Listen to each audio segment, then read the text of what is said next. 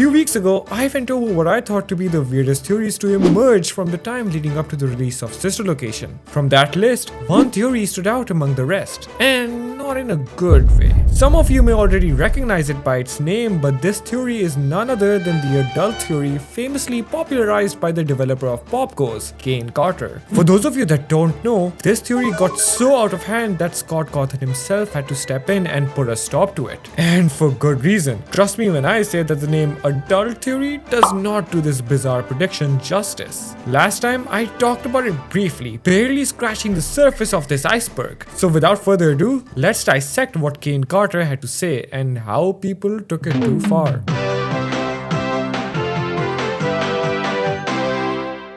To sum up, the theory basically stated how the bunker shown in the Sister Location trailer was a venue specifically made for adults. Here, the animatronics could be rented or booked for certain adult activities. YouTube, please don't demonetize me. Trigger warning for the next section. Kane implied that the themes of the game would deal with the animatronics suffering through various forms of sexual abuse. Eventually, we as the protagonist would step in and uncover the horrors that had occurred in said bunker. Kane never deliberately made it seem as though this FNAF game would be a sex simulator, but rather phrased it as though this game would delve into much darker themes never seen before in the franchise. Although the original meaning of this theory would get lost in translation, as we shall soon see. But first, what was the evidence Kane had for these bold claims he was so confident about? Well, I'm glad you asked.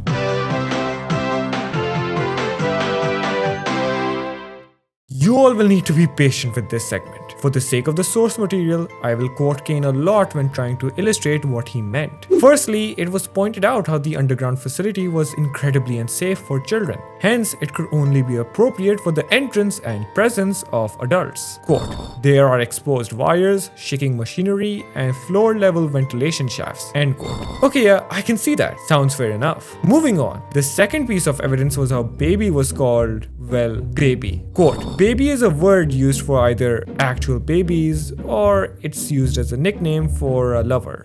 End quote. Okay, I can see how that connects. Yeah, moving on. Point 3. Quote, Ballora is a half-naked... Quote, Ballora is a half-naked ballerina. She has very exposed breasts, with merely a blue strip of plastic covering the top and front of them. She dances, moves up and down repetitively. What in the Fazbear did I just read? Never in my life did I think that analyzing breasts would be the key to solving FNAF. And just when you thought it couldn't get worse, we get to Fun Time Freddy. So, you know Bonbon, right? Yeah, we all love Bonbon, right? Well, what if he was a flashlight?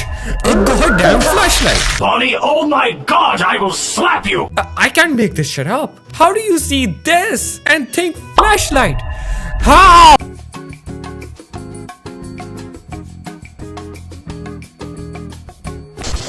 How about we move on to something I actually agree with. Throughout the Sister Location trailer, we hear a lot of dialogue that, when put together, contains undertones of implied torture. However, as we would later learn, that was simply in reference to how the animatronics had been experimented on and were then subsequently locked away in a decrepit basement with the key tossed away. Although, I can definitely see how the dialogue can be interpreted as something referencing an even sinister event. Good job, Kane. This is the one part of your theory that isn't just batshit insane. The next piece isn't too bad either. Kane references how the toy animatronics in FNAF 2 were programmed to specifically locate predators. Pretty self-explanatory there, and not too shabby of a connection at all. We might just be getting somewhere. Let's see what other evidence you have to...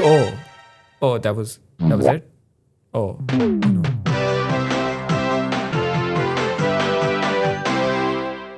As outlandish as this theory is, it does have some good points. Good in massive quotations, that is. Regardless, with everything said and done, it was all simply just Kane's attempt at solving Sister Location during the hype leading up to its release. However, whether it be through improper phrasing or younger fans that completely missed the point, this theory soon spiraled out of control. Eventually, it was contorted into this weird prediction that you could get down and dirty with the robots, which is just...